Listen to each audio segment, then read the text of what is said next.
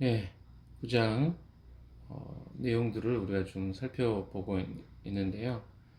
9장의 내용들은 우리가 쭉 살펴보았던 것처럼 1절에 그런 왜 에스라가 이런 고백들과 이런 기도를 하고 있는지에 대한 이유를 이야기해 주고 있습니다. 1절에 보시면 가나안 사람과 헷 사람과 브리스 사람과 여부스 사람과 암몬 사람과 모압 사람과 이집트 사람과 아모리 사람이 하는 역겨운 일을 따라서 합니다라는 보고를 받았죠. 2절에도 보시면 이방 사람의 딸을 아내로 또는 며느리로 맞아들였으므로 주변의 여러 족속의 피가 거룩한 핏줄에 섞여갑니다. 지도자와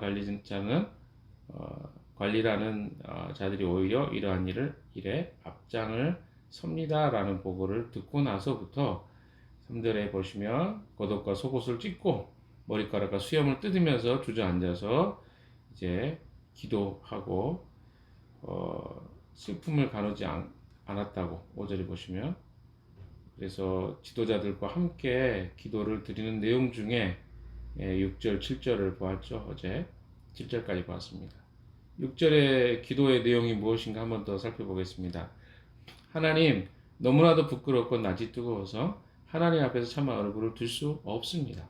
우리가 지은 죄는 우리 스스로가 감당할 수 없을 만큼 불어났고 우리가 저지른 잘못은 하늘에까지 닿았습니다.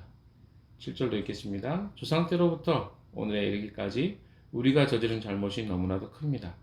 우리가 지은 죄 때문에 우리뿐만 아니라 우리의 왕들과 제사장들까지도 여러 나라 왕들의 칼에 맞아 죽거나 사로잡혀가고 재산도 빼앗기고 온갖 수모를 겪었습니다. 이런 일은 오늘에 와서도 마찬가지입니다. 그들의 잘못이 무엇인가에 대해서 에스라는 쭉 열거하고 있습니다. 그들의 잘못은 무엇입니까? 민수기나 신명기, 레위기 이런 말씀에 쭉 언급이 됐던 내용들이죠. 이방의 사람들에게 들어갔을 때 그 사람들과 섞이지 말라고 주님은 명령하셨습니다.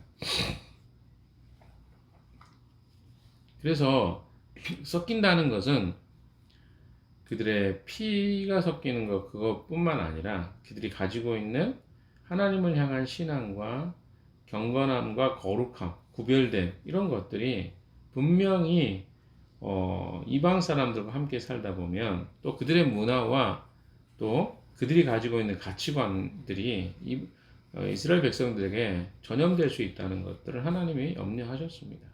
그래서 그들과 함께 결혼하지도 말고 또 그들의 문화에 동화되지도 말라고 분명히 말씀하셨습니다.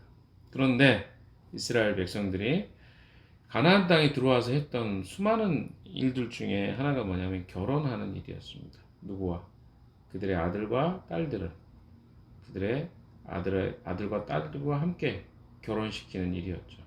이 일들이 사실은 심각한 것들이었는데 그 이유가 바로 단순히 결혼이 아니라 그것은 그들의 문화가 오염되고 전염되는 것이었습니다. 하나님 한 분만을 섬기는 것으로 문화와 가치관을 갖고 있던 이스라엘 백성들이 이 가나안 사람들의 문화를 보면서부터 오염되기 시작했죠. 제가 여러 차례 이 이야기를 말씀을 드렸습니다.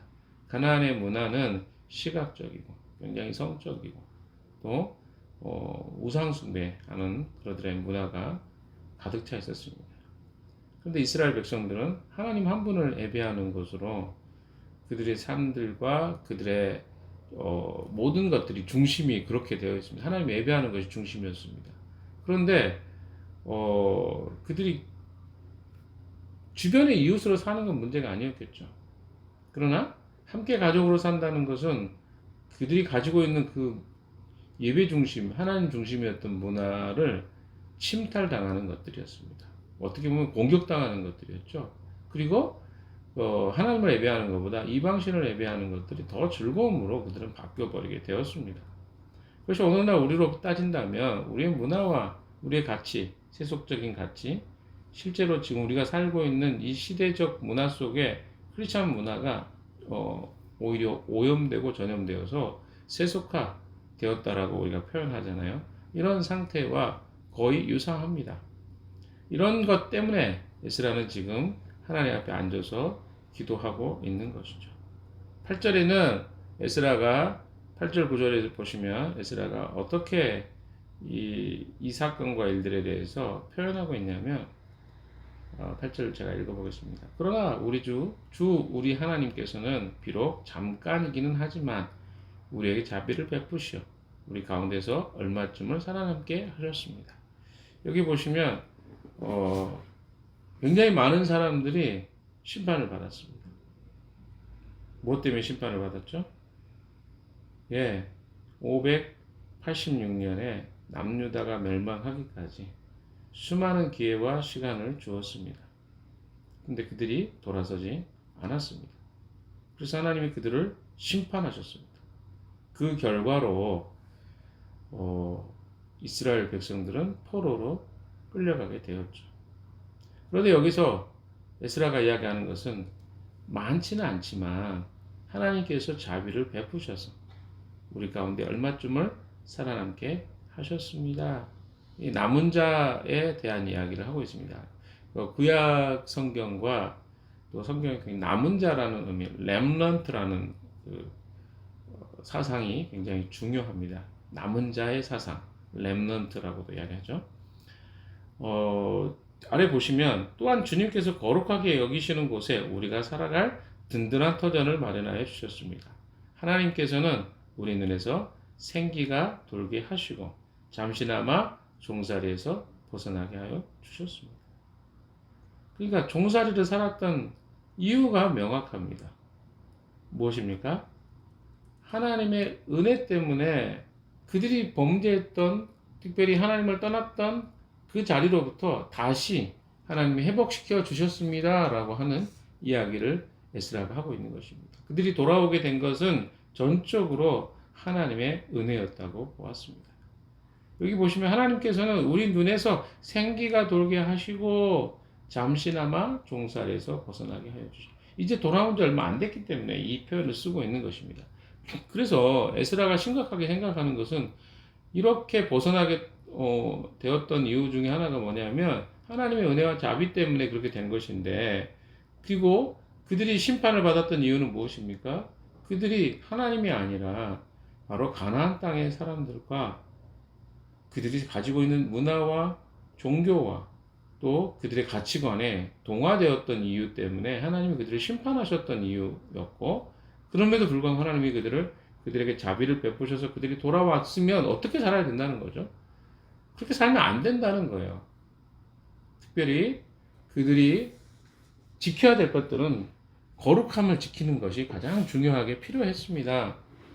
하나님 백성으로서의 살아가야 될 거룩함을 유지하는 것은 돌아온 남은 자들에게 있어서는 굉장히 중요한 가치였고 또 그들이 추구해야 될 삶이었습니다. 이건 하나님 나라의 또 신학이기도 합니다. 그런데 그들이 지금 또 돌아와서 또 이스라엘 백성들이 가나안 사람들과 심지어 이제는 암몬, 모압, 아모리 사람들 또 이집트 사람들처럼 그들의 문화와 가치관을 받아들이고 있다는 소식을 듣고 좀 황당한 일이죠. 그것 때문에 심판받아 이제까지 힘들었는데 돌아온 자들이 왜 그렇게 해야 되는지를 지금 이야기하고 있는 것입니다. 10절, 11절 보겠습니다. 우리 하나님 주님께서 이렇게까지 하여 주시는데 주님의 계명을 저버렸으니 이제 우리가 무슨 말씀을 드릴 수 있겠습니까? 하나님 앞에 지금 이야기하는 주님, 우리가 하나님 이렇게까지 우리를 돌봐주시고 살펴주셨는데 주님의 계명을 우리가 저버렸으니 하나님 이제 우리가 무슨 말씀을 드릴 수 있겠습니까? 이 고백을 하고 있는 거죠. 11절 다 같이 읽어봅시다. 시작.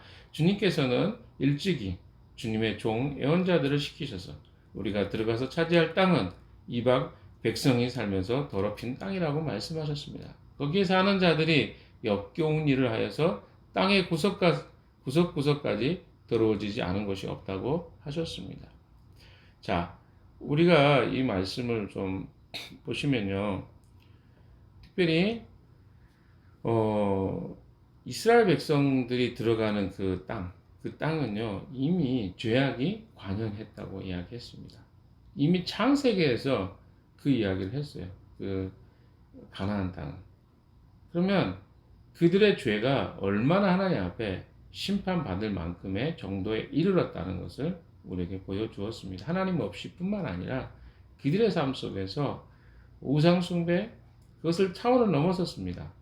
어떤 경우는 인신제사가 있는 문화, 뭐 성적으로는 부도덕한 것은 뭐 당연하고요. 뭐 이런 것들이 가득 차 있었습니다. 자, 이런 땅에 들어갔을 때 그들이 그래 지켜야 될 것은 무엇이냐면 이들처럼 살면 안 된다는 것이었습니다.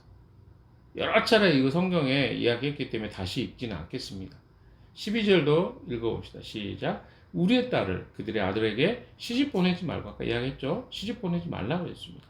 그들의 딸을 며느리로 맞아들이지도 말라고 하셨습니다. 우리가 강해져서 그 땅에서 나는 좋은 것을 먹으며 그 땅을 우리 자손에게 영원한 유산으로 물려주려면, 그러니까 강해지고 그 땅을 후손들에게 물려주려면, 영원한 유산으로 주려면 어떻게 해야 한다면 그 땅에 있는 백성이 번영하거나 성공할 틈을 조금도 주지 말아야 한다고 하셨습니다. 즉 이 말씀은 그들에게 틈을 줘서 그들의 가치와 그들이 추구하는 어떤 이 사고와 생각들이 이스라엘 백성들에게 침투해서는 안 된다. 그래서 그들과 뭘 하면 안 돼요? 조약을 맺으면 안 됩니다. 신명기 23장 6절에서 그들과 약조하지 말고 조약을 맺지 말아라 라고 이 명령을 하고 있습니다. 그건 뭡니까? 그들과 함께 신약으로 따지면 밭을 갈 때 함께 멍에를 매지 말아라, 지지 말아라. 멍에 아시죠? 소가 지는 이 두 마리의 소가 함께 멍에를 쥐고 밭을 갑니다. 그러니까 하나님 백성하고 누구죠?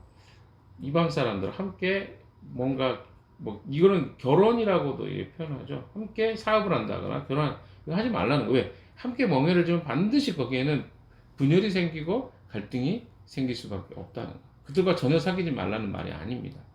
굉장히 중요한 삶의 영역들을 내어주지 말라는 것이죠. 이게 바로 하나님이 이스라엘 백성들이 요구했던 것이죠. 그걸 지금 다시 상기하고 있는 것입니다. 13절, 우리가 당한 일은 모두 우리가 지은 죄와 우리가 저지른 크나큰 잘못 때문입니다. 그렇지만 주 우리 하나님은 우리가 지은 죄에 비하여 가벼운 벌을 내리셔서 우리 백성님만큼이나마 살아남게 하셨습니다. 에스라가 이야기하고 있는 것은요, 하나님께서 은혜를 베푸셔서 그나마 이만큼이나마 살아남게 되었습니다. 또 무엇입니까? 우리가 당한 일은 모두 우리가 지은 죄와 우리가 저지른 크나큰 잘못 때문입니다. 이게 죄를 인정하는 것이 굉장히 에스라가 지금 하고 있는 아주 중요한 일입니다. 여러 차례 인정하잖아요. 하나님, 내가 당신한테 죄를 지었습니다. 이것 때문에 저희가 이런 고통을 당하고 있습니다. 여러분, 하나님 앞에 우리가 회개한다는 것은요, 물론 회개라는 것은 단회적인 사건입니다.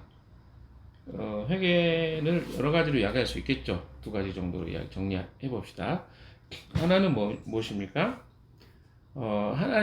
하나님께 돌아서는 것, 회개, 단회적 사건입니다.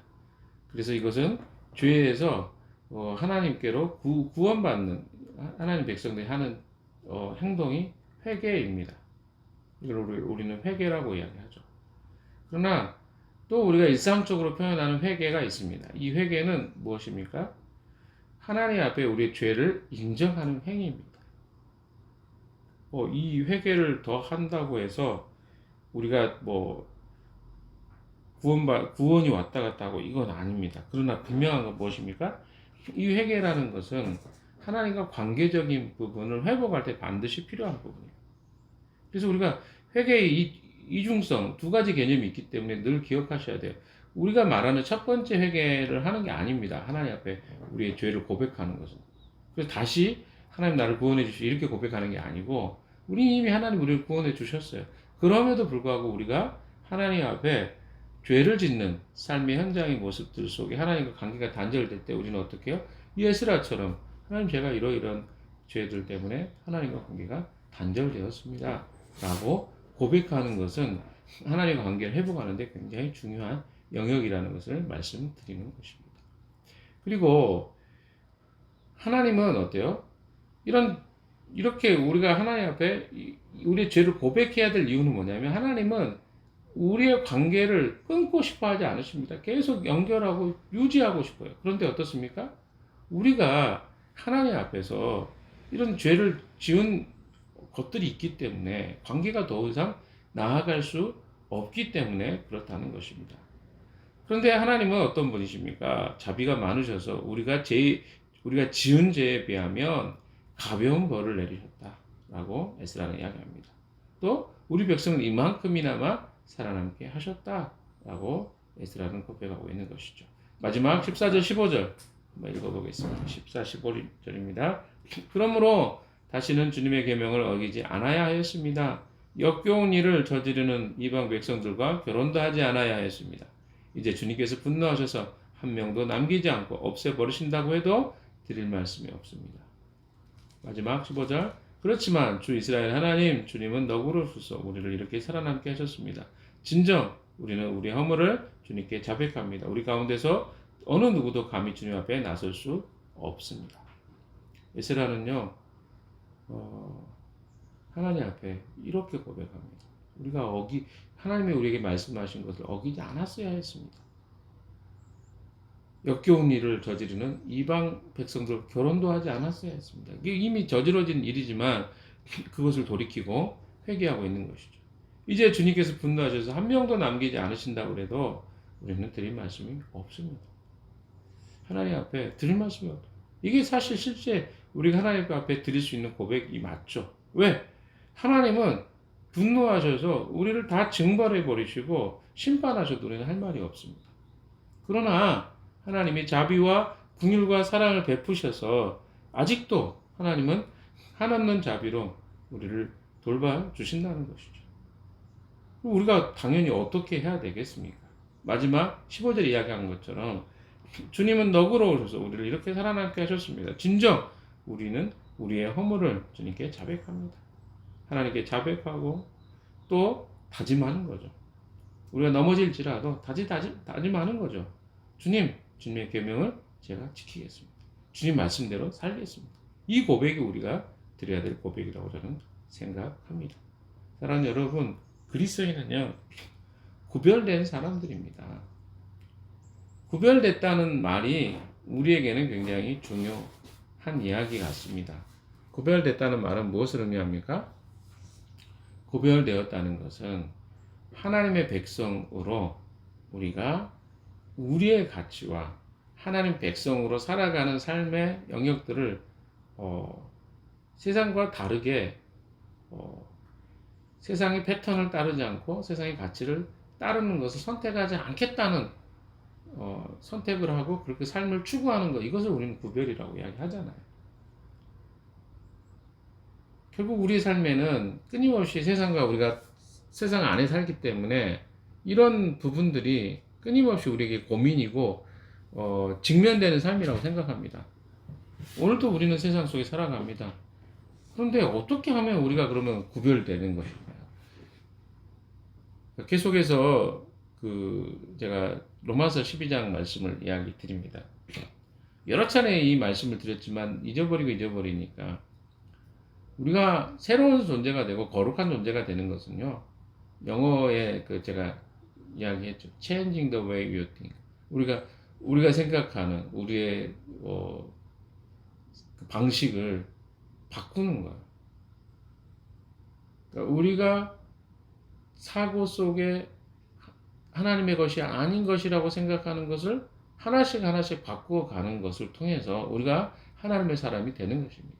오늘도 우리는 선택할 수 있어요. 우리가 무엇을 선택할 수 있습니까? 내 삶에 그렇게 하나님의 백성으로서 살아갈 것을 선택하기도 하고, 또한 하나님의 백성이 아닌 세상의 가치를 쫓지 않을 것을 선택하기도 할 수 있습니다. 그것이 오늘 우리가 해야 될 일이죠. 그것이 거룩을 유지하는 비결이라고 저는 생각합니다. 사랑하는 여러분, 오늘도 우리에게는요, 끊임없이 세상 안에서 요구되어지는 가치관이 흘러 들어올 것입니다. 근데 우리가 아무 생각 없이 그냥 그들과 살다 보면, 그 안에 살다 보면 우리도 그냥 따라가요. 그 분위기 속에. 그들이 말하는 것에 동화되기도 하고 그들이 하는 표현을 따라하기도 하고. 그러나 주님은 우리에게 요구합니다. 우리는 하나님의 백성입니다. 하나님의 긍휼과 자비로 우리가 건짐을 받았습니다. 그러면 우리는 어떻게 살아야 될까요? 그 땅의 사람들과 같이 타협하고 그들의 패턴을 따라 살지 않아야 된다고 오늘 본문은 우리에게 이야기해주고 있는 것입니다. 오늘도 이 말씀대로 하나님 백성답게 믿음으로 하나님의 자녀로서의 삶을 유지하고 지켜나가는 여러분 되시기를 주님의 이름으로 축원합니다. 같이 기도합시다.